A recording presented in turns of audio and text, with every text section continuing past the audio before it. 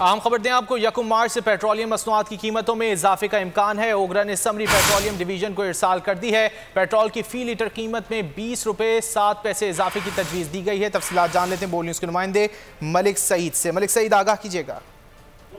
जी, 1 मार्च से पेट्रोलियम कीमतों में इजाफे के लिए समरी ओगरा ने वज़ारत खजाना डिवीजन को भिजवा दी है।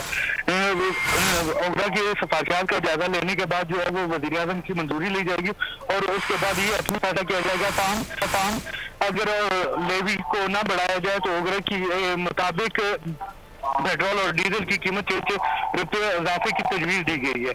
अगर लेवी भी बढ़ाई जाती है तो फिर पेट्रोल की कीमत जो है वो 20 रुपये 7 पैसे और इसी तरह डीजल की कीमत 19 रुपये 81 पैसे इजाफे की तजवीज़।